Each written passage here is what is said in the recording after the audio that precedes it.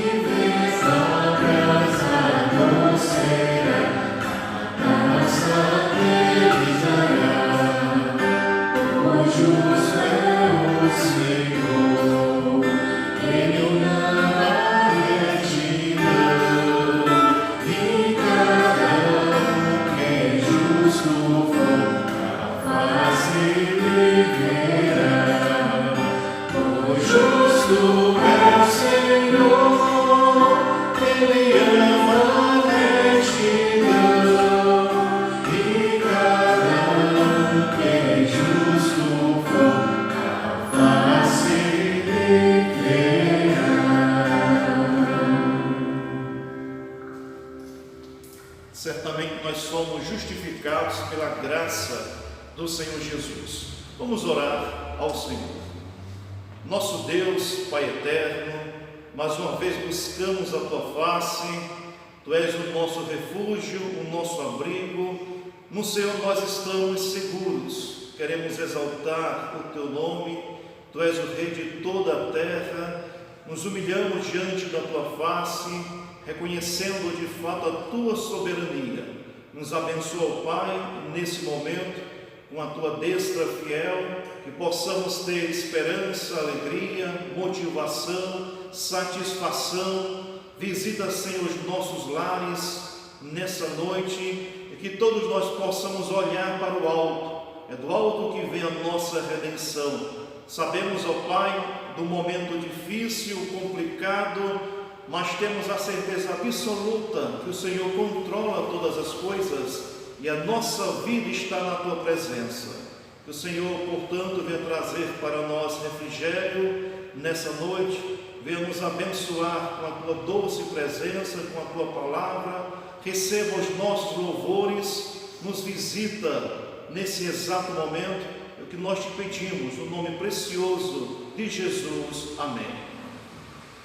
Vamos então abrir as Escrituras lá em Oséias.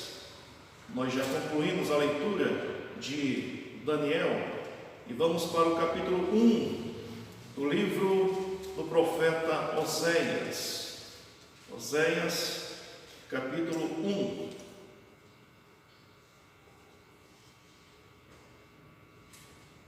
Oséias, capítulo 1.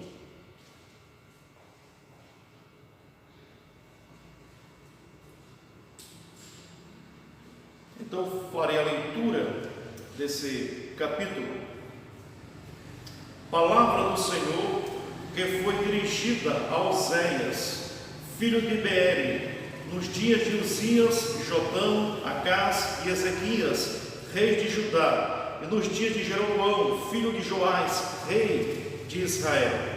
Quando pela primeira vez falou o Senhor por intermédio de Oséias, então o Senhor lhe disse: vai, toma uma mulher de prostituições, e terás filhos de prostituição, porque a terra se prostituiu, desviando-se do Senhor. Foi-se, pois, e tomou a Gomer, filha de Deblaim, e ela concebeu e lhe deu um filho.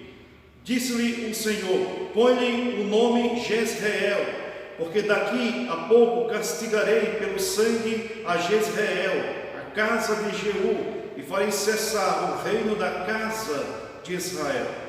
Naquele dia quebrarei o arco de Israel no vale de Jezreel. Tornou ela a conceber e deu à luz uma filha. Disse o Senhor a Oséias: põe-lhe o nome de desfavorecida, porque eu não mais tornarei a favorecer a casa de Israel para lhe perdoar. Porém, da casa de Judá me compadecerei e os salvarei pelo Senhor, seu Deus, pois não os salvarei pelo arco, nem pela espada, nem pela guerra, nem pelos cavalos, nem pelos cavaleiros. Depois de haver desmamado a desfavorecida, concebeu e deu à luz um filho. Disse o Senhor a Oséias: põe-lhe o nome de não meu povo, porque vós não sois meu povo, nem eu serei vosso Deus. Todavia, o número dos filhos de Israel será como a areia do mar, que se não pode medir nem contar. E acontecerá que, no lugar onde se lhes dizia: vós não sois meu povo, se lhes dirá: vós sois filhos do Deus vivo. Os filhos de Judá e os filhos de Israel se congregarão e constituirão sobre si uma só cabeça, e subirão da terra, porque grande será o dia de Jezreel. Amém. Vamos então cantar. Nós iremos então ao cântico do Salmo 2, esse cântico de triunfo, cântico de vitória, cântico que apresenta que Jesus é o Todo-Poderoso, o Senhor dos Exércitos. Então vamos cantar ao Senhor.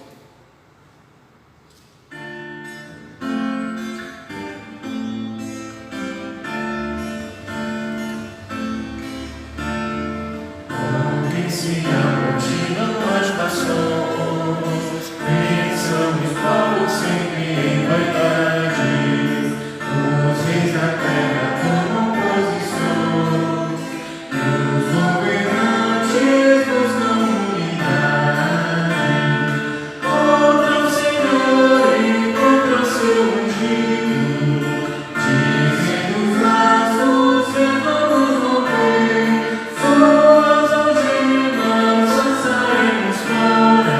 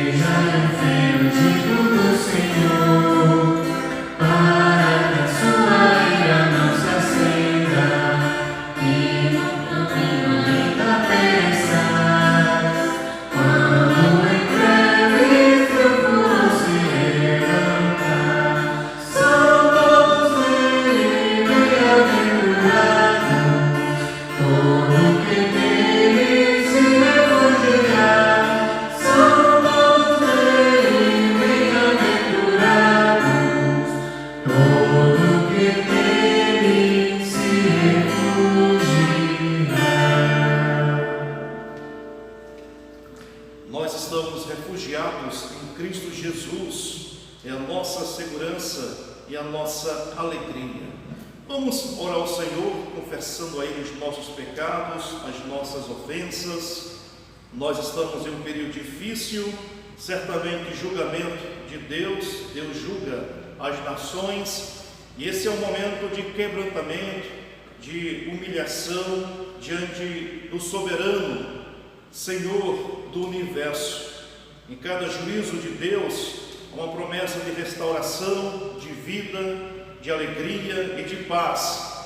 Lemos isso em Oséias 1. Deus julgou o seu povo, mas ao mesmo tempo Ele apresenta paz futura, Ele apresenta esperança, consolação, redenção.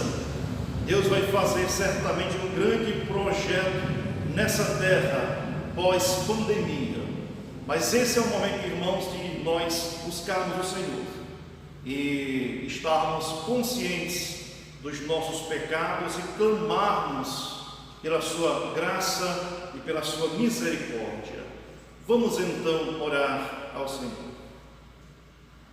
Nosso Deus, Pai de infinita graça, sabemos que Tu és o Deus Todo-Poderoso, Tu és aquele que controla todas as coisas, a terra pertence ao Senhor. Vivemos nesse momento de julgamento da parte do Senhor. O mundo está em julgamento e nós queremos refugiar o nosso coração e a nossa mente no Senhor Jesus. Queremos apresentar os nossos pecados, as nossas misérias e suplicar pelo sangue precioso do Senhor Jesus. Esse é o momento de quebrantamento, de contrição, de buscar a Tua face, de priorizar o reino, de buscar no Senhor certamente esperança. Então, que o Senhor venha tratar o nosso coração, que o Senhor venha nos perdoar, que o Senhor venha trazer esperança para a nossa alma, que o Senhor venha trazer alegria para o nosso coração. Visita, ó Pai, o Teu povo nesse exato momento, em cada lar, que cada família esteja albergada na graça do Senhor, que possamos experimentar nesse momento o Teu perdão. É isso que traz alegria para a nossa vida, motivação para a nossa vida, paz, apesar desses tempos difíceis. A Tua graça nos basta, a Tua graça é suficiente. No nome precioso de Jesus. Amém. Nós iremos fazer a leitura do Catecismo Maior e Westminster. Estamos na pergunta 99. Essa sessão aborda sobre oração. Então a pergunta 99 diz: que regra Deus nos deu para o nosso direcionamento em oração? E a resposta: toda a palavra de Deus é útil para nos dirigir em oração, mas a regra especial de direcionamento é aquela forma de oração que Cristo ensinou aos seus discípulos, que geralmente se chama a oração do Senhor. Amém. Vamos cantar? Vamos então cantar ao Senhor o Salmo 67. Aliás, vamos ler, melhor dizendo, vamos abrir a palavra de Deus no Salmo 67. Nós ainda não conhecemos a música desse salmo. Vamos então ler Salmo 67. As nações rendem graças ao Senhor. Salmo 67. Seja Deus gracioso para conosco e nos abençoe, e faça resplandecer sobre nós o rosto, para que se conheça na terra o teu caminho, e em todas as nações a tua salvação. Louvem-te os povos, ó Deus, louvem-te os povos todos, alegrem-se e exultem as gentes, pois julgas os povos com equidade e guias na terra as nações. Louvem-te os povos, ó Deus, louvem-te os povos todos, a terra deu o seu fruto, e Deus, o nosso Deus, nos abençoa. Abençoe-nos, Deus, e todos os confins da terra o temerão. Vamos cantar ao Senhor.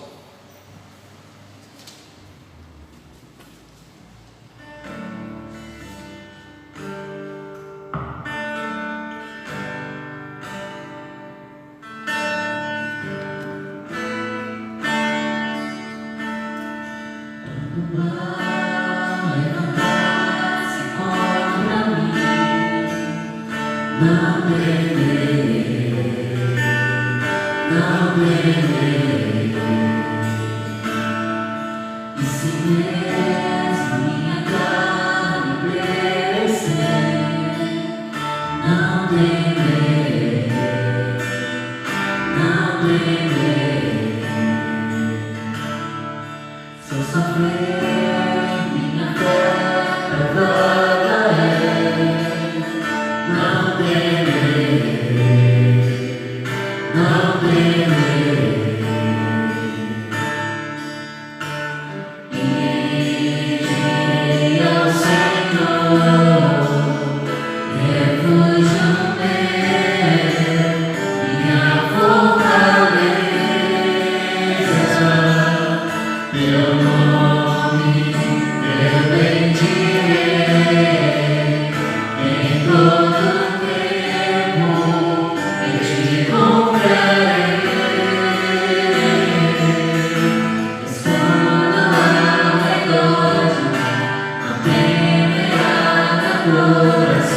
a salvação vem do Senhor.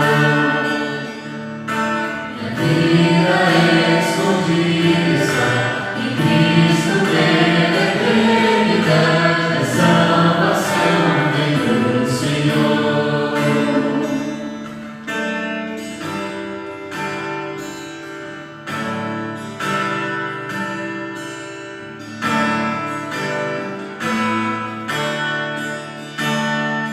Toda vez de sua ira recaiu sobre Jesus, não temerei. Perfeito amor que cobriu minha maldade, se fora meu temor, não temerei.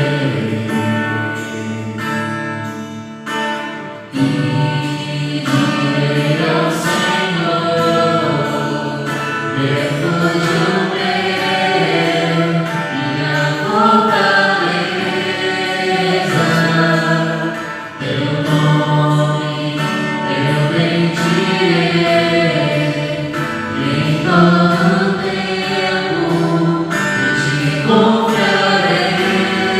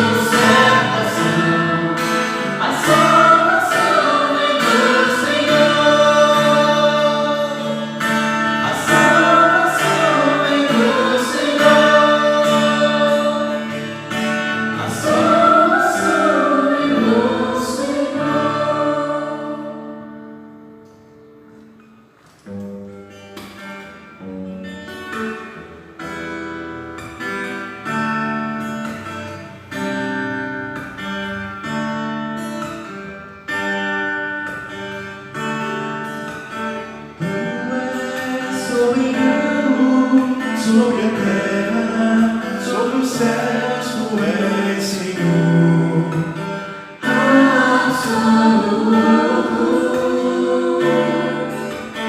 Tudo que existe e acontece, tu sabes muito bem. Tu és tremendo. Tu és soberano sobre a terra, sobre os céus, tu és Senhor absoluto. Tudo que existe e acontece, tu sabes muito bem. Tu és tremendo. E apesar dessa glória que tens, tu te importas comigo também. E esse amor tão grande eleva-me e ama-me a ti. Tu és tremendo. E apesar desta glória que tens, tu te importas comigo também. E esse amor tão grande eleva-me e ama-me a ti. Tu és tremendo.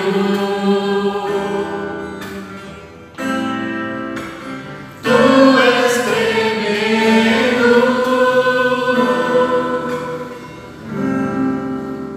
Tu és tremendo.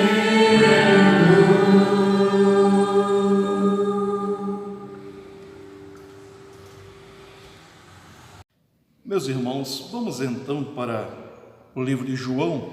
Nós iremos retornar às exposições nesse livro. João, nós estamos no capítulo 16, mas seria importante fazermos uma retrospectiva, um resumo do que nós já estudamos. Na realidade, nós estamos há um bom tempo sem abordar esse livro, e é necessário, portanto, que a gente estude o que nós já vimos no passado.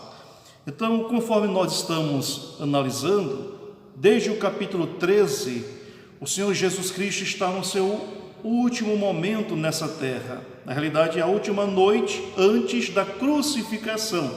E nessa noite, em especial, na noite de quinta-feira, o Senhor Jesus Cristo resolveu ficar com os seus discípulos.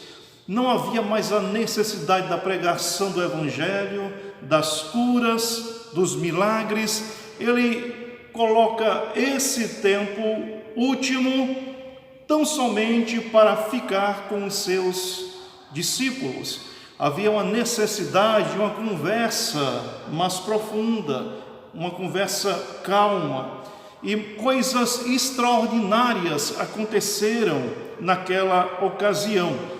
Abra a sua Bíblia em João 13 e você vai perceber que Jesus, ele apresenta uma lição de humildade. Ele lava os pés aos discípulos, apresentando que o seu trabalho nesse mundo se resume em servir. Ele veio servir. Ele não veio para ser servido, mas ele veio para servir. Então, ele, com esse gesto, começa a apresentar exatamente o caminho da sua igreja, do seu povo, da sua gente, servir. Nós estamos nessa terra para servir, mas para que nós possamos servir, algo é fundamental: humildade de coração. Ninguém pode servir ao próximo e nem a Deus se não tiver humildade.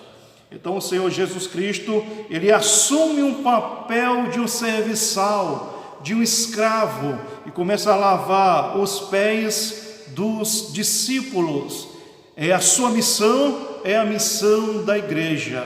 É necessário servir, mas a postura de humildade é fundamental. Você não vai servir ao próximo, nem a esse mundo, se você não desenvolver um caráter humilde.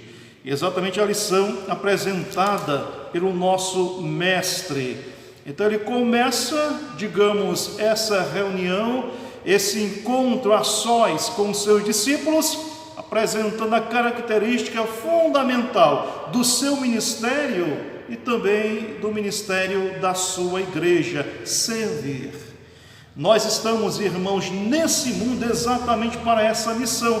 Qual a missão da igreja? A missão da igreja é servir, é se colocar como instrumento, como canal, para que o evangelho possa alcançar pessoas e transformar. Nós precisamos ter humildade para reconhecer que nós devemos não servir do evangelho, mas servir ao evangelho.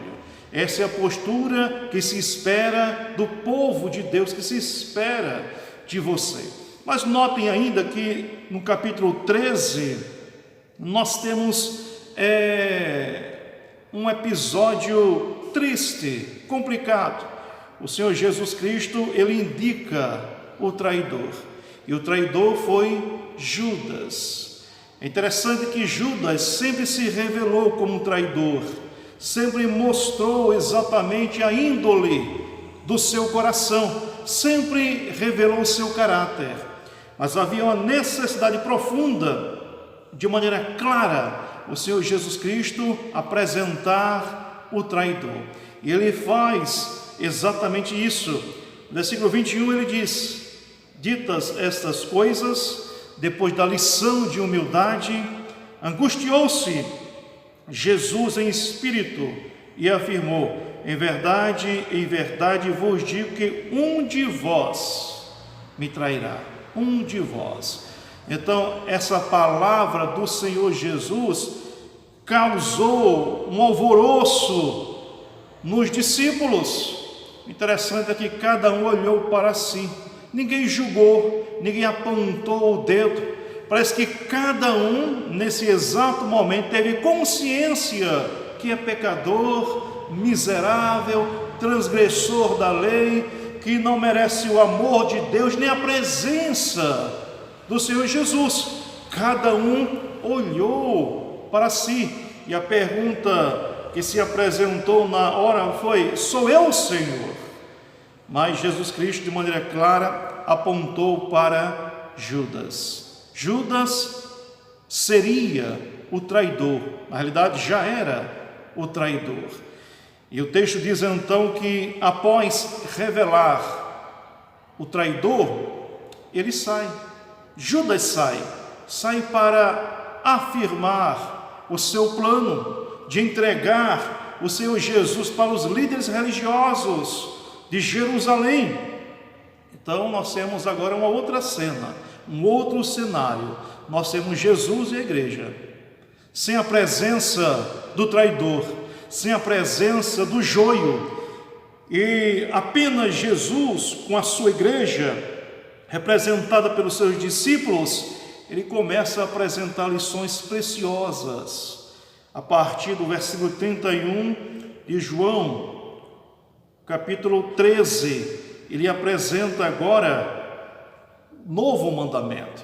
E esse mandamento é amar a Deus e amar ao próximo. Notem que nesse capítulo nós temos duas atitudes importantes. Nós temos humildade e ao mesmo tempo amor. Nós temos a projeção do nosso coração, quando a gente reconhece a nossa insignificância, reconhecemos que somos pecadores, mas ao mesmo tempo, pelo perdão de Deus, nós podemos amar o próximo, amar a Deus. Então vejam que Jesus Cristo fala no verso 31, quando Judas saiu, disse Jesus: agora foi glorificado o Filho do Homem, e Deus foi glorificado nele. E se Deus foi glorificado nele, também Deus o glorificará nele mesmo, e glorificá-lo-á imediatamente. Filhinhos, notem essa expressão carinhosa, Jesus chama filhinhos. Ainda por um pouco estou convosco, buscar-me-eis, e o que eu disse aos judeus, também agora vos digo a vós outros: para onde eu vou, vós não podeis ir.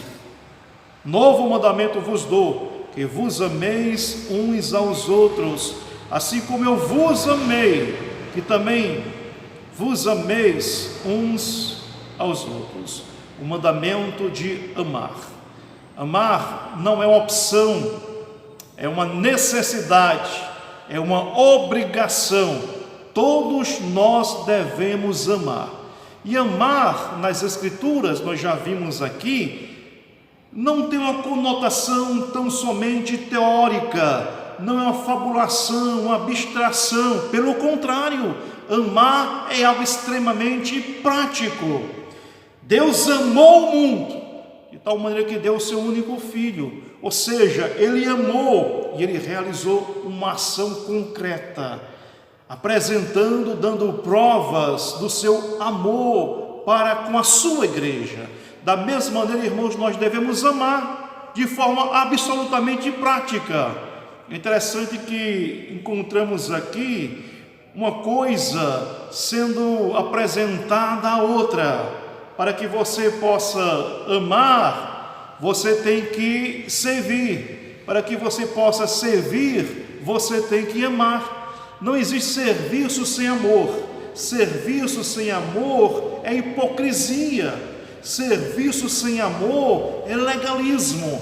Então notem que aqui nas bases da sua igreja, Jesus Cristo apresenta essas ações que são necessárias, imprescindíveis: serviço e amor. E encontramos isso aqui nesse capítulo 13, esse mandamento para que nós possamos amar o próximo, se envolver, estar presente. E a grande prova é o próprio amor de Jesus pela sua igreja. O exemplo maior desse amor se configura no próprio Cristo. Então ele diz no versículo 35: nisto conhecerão todos que sois meus discípulos, se tiverdes amor uns aos outros. E no versículo anterior, no finalzinho do 34, ele diz: assim como eu vos amei, que também vós vos ameis uns aos outros. Eu vos amei. Ninguém pode, meus irmãos, omitir ou negar o amor de Jesus pela sua igreja. É um amor profundo, sobrenatural, é um amor eterno, perene, é um amor incondicional, é um amor que nós não podemos jamais compreender, porque Jesus Cristo nos ama, porque Deus nos ama, nós não sabemos. Sabemos que Deus não precisa de nós, Jesus Cristo não precisa de nós, mas mesmo assim Ele nos ama. É o que eu sempre digo: quando você não precisa de algo, você descarta. Se você não precisa de um calçado, de uma roupa, você descarta esse objeto. Deus não precisa de mim, não precisa de você, não precisa de nada para ser feliz. Mesmo assim, Ele nos ama. Nós não podemos compreender a dimensão do amor de Deus por nós.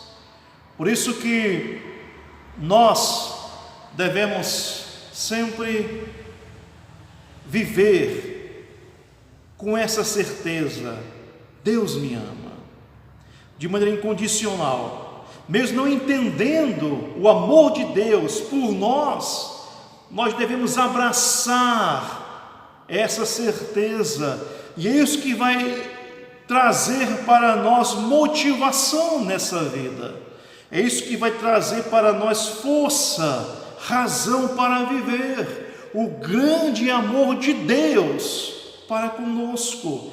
Isso é absolutamente necessário nos momentos difíceis da nossa vida, da nossa história. E Jesus Cristo mostrou que nos ama na cruz do Calvário, quando Ele morreu por nós.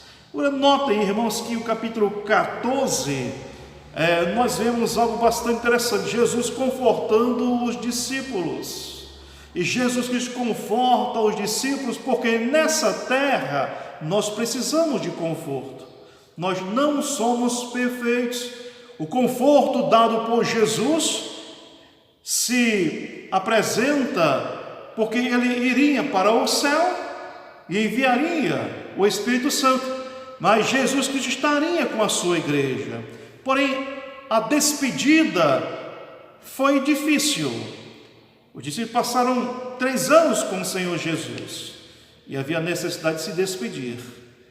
E toda despedida é triste. Jesus conforta. Mas o conforto de Jesus para nós que pertencemos a Ele se faz também por causa da natureza do nosso coração. Nós somos pecadores. Nós não somos perfeitos, nós somos pecadores. E é interessante perceber que ainda no capítulo 13, nós encontramos a prova disso. Pedro, que se achava o líder, que se achava o tal. Pedro pecou. E o Senhor Jesus Cristo alertou Pedro dessa possibilidade certa. Então Pedro, ele disse que jamais iria abandonar o Senhor Jesus. E Jesus disse para Pedro que ele iria negar 3 vezes. Está escrito no verso 36 do João 13 ainda. Perguntou-lhe Simão Pedro: Senhor, para onde vas? Respondeu Jesus: para onde eu vou, não pode seguir agora, mais tarde, porém, me seguirás. Replicou Pedro: Senhor, porque não posso seguir-te agora? Por ti darei a própria vida. Respondeu-lhe Jesus: darás a vida por mim? Em verdade, te digo que jamais cantará o galo antes que me negue 3 vezes. O que faltou em Pedro? Humildade. Ele não entendeu exatamente a cena criada por Jesus. Quando Jesus Cristo entra na sala e começa a lavar os pés dos discípulos, lição de humildade. Pedro não entendeu. Pedro se mostra arrogante, presunçoso, acima dos demais, superior aos demais.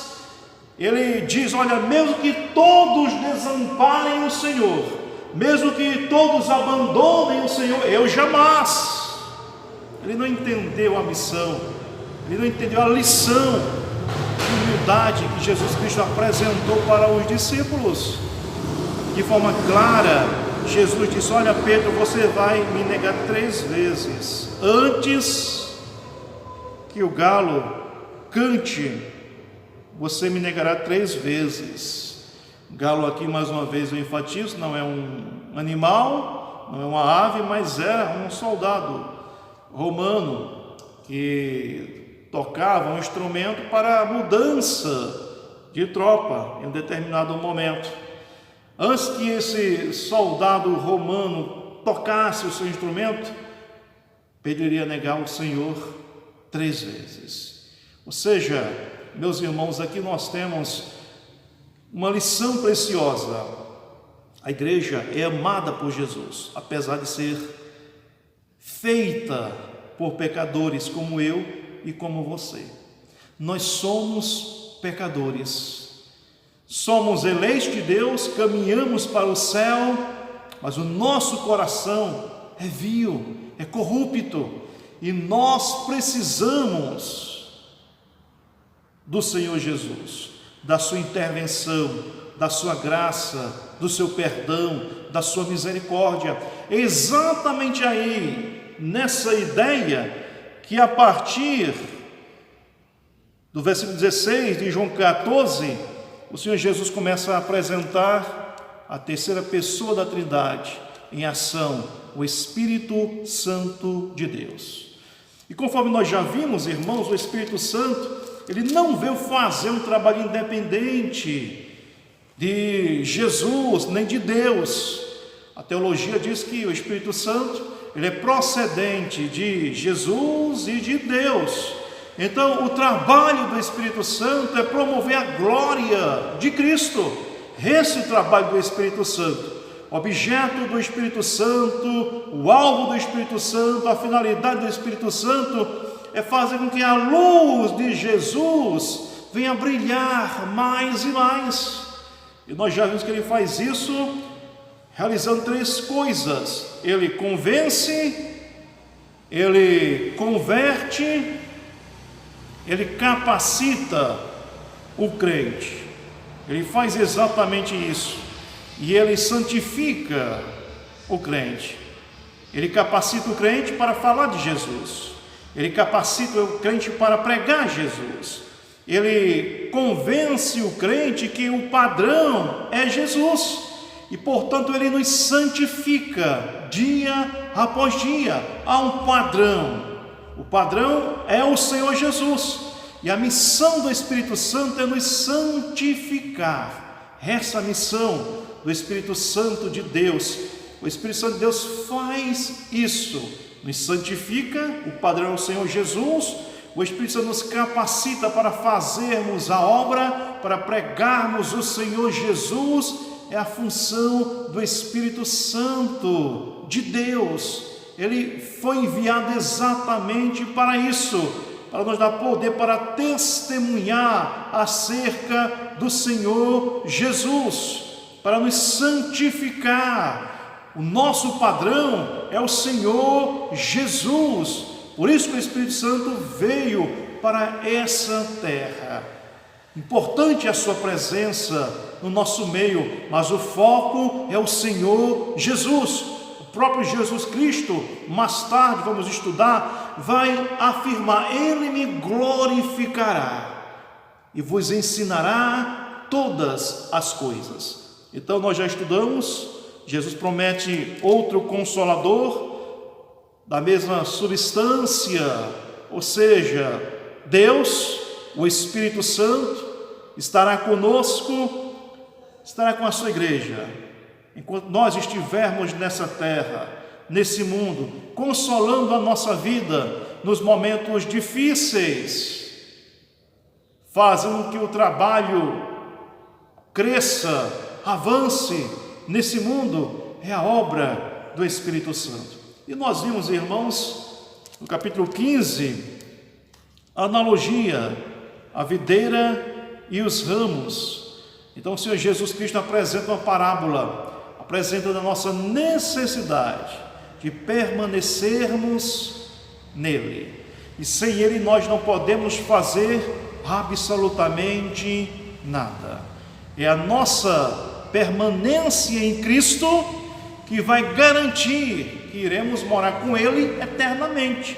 E essa permanência com Cristo não se promove pela motivação nossa, pela nossa força, pelo contrário, é pela ação do Espírito Santo. Então aquele que o Espírito Santo leva a Cristo, ele jamais sairá das mãos do Senhor Jesus. Por isso, meus irmãos, que quando nós pecamos, o Espírito Santo vai à nossa procura e nos convence de pecado. E buscamos então a presença de Deus em lágrimas, suplicando a sua graça, o seu perdão, a sua misericórdia. Essa atitude não é nossa. Essa atitude é uma ação direta do Espírito Santo na nossa vida, nos quebrando, para que a gente possa chegar na presença de Deus após esse mundo. Então é a persistência, é a perseverança do Espírito Santo. Nós já estudamos aqui, lembrem-se, há um concerto eterno. Deus o Pai, sendo rei, chamou pessoas para si, elegeu pessoas, escolheu pessoas, Jesus Cristo morreu por essas pessoas e somente por elas, na cruz do Calvário. O Espírito Santo selou essas pessoas, dando certeza plena, garantindo para Deus o Pai que aquela mercadoria chegaria intacta na presença de Deus. É o selo do Espírito Santo. Por isso que quando nós olhamos aqui o capítulo 15, quando Jesus Cristo fala de perseverança, de permanência, nós devemos entender que a nossa perseverança, a nossa permanência se dá tão somente pela obra do Espírito Santo em nós. Sem Ele não há vida, sem Ele não há esperança. Se não fosse a presença do Espírito Santo, nós estaríamos perdidos. O nosso coração é vil, enganoso, traiçoeiro. Nós sabemos disso muitas vezes. Muitas vezes somos exatamente como Pedro, negamos Jesus pela nossa prática, fugimos dele, desobedecemos a ele, desagradamos a ele. Mas o Espírito Santo sempre nos convencerá das nossas ofensas. O Espírito Santo nos pega pela mão e nos leva novamente para a presença de Deus. Assim sendo, irmãos, nós temos esse resumo do que nós já estudamos em relação à última noite de Jesus Cristo nessa terra, antes da crucificação. Então nós podemos perceber que Jesus Cristo, ele dialogou com a sua igreja. Lá no cenáculo, ele estabeleceu as bases sólidas da sua igreja. Ele estabeleceu serviço e estabeleceu o amor como sendo o referencial daqueles que são chamados cristãos. Que nós possamos, de fato, ter essa certeza. No momento mais difícil da vida do Senhor Jesus, no cenáculo, na última ceia, ele não pensou em si. Ele deveria ser confortado.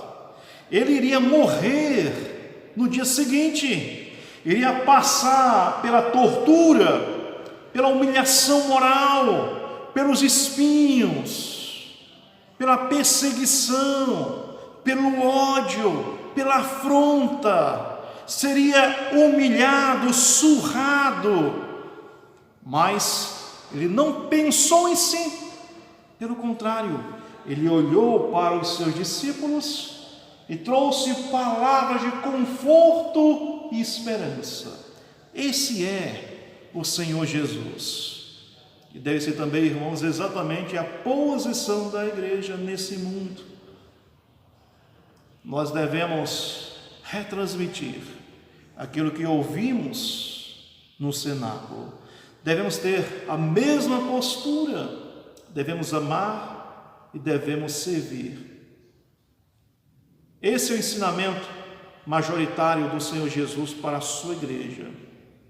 Não pensar em nós, pensar no próximo, pensar naquele que sofre, sofrer com ele, estar disposto a servir. Nós vivemos, infelizmente, numa geração de crentes que frequentam as igrejas não para servir, mas para ser servido. Carro bom, uma casa boa, saúde plena, gente que olha para si. E a maior lição do cenáculo foi essa: Jesus não olhou para si, ele olhou para o próximo e morreu para o próximo. Então que nós possamos, irmãos, ter a mesma postura e assim imitar o Senhor Jesus. Que Ele nos abençoe. Amém.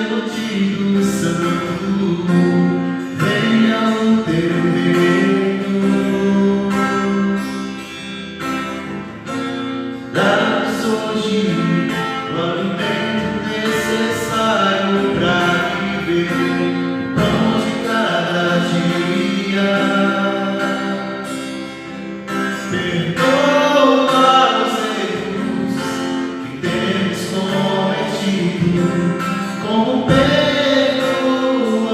quem nos ofendeu. Não nos deixes cair em provações severas, mas livra-nos do mal.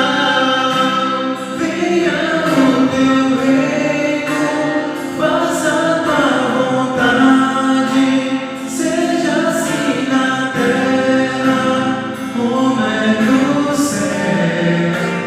Venha o teu reino, faça a tua vontade, seja assim na terra como é no céu.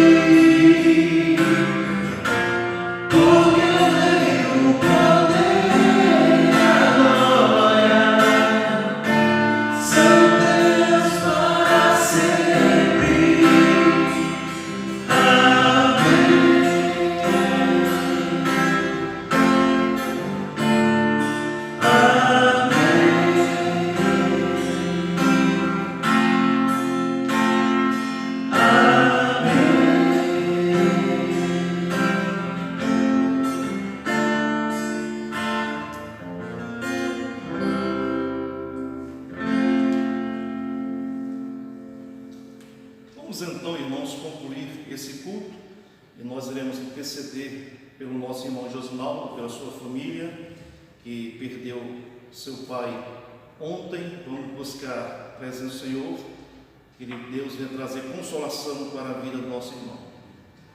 Nosso Deus, Pai de infinita graça, te louvamos por esse culto, te louvamos pela manifestação da tua bondade, da tua presença.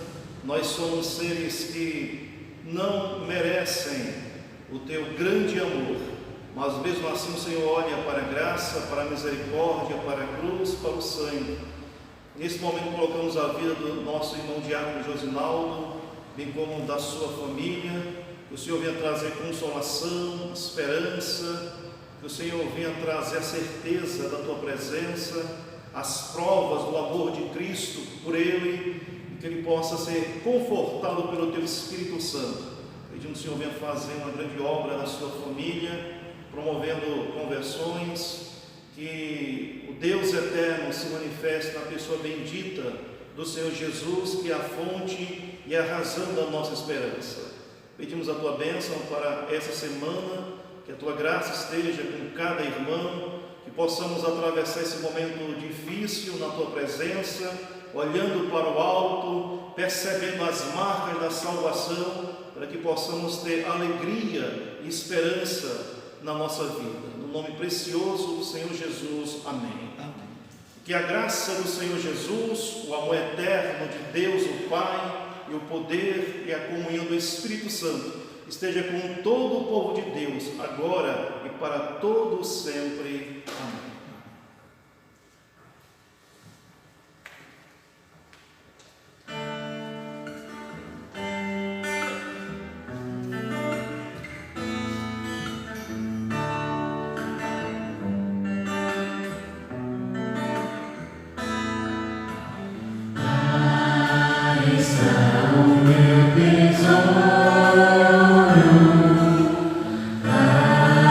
Aonde não há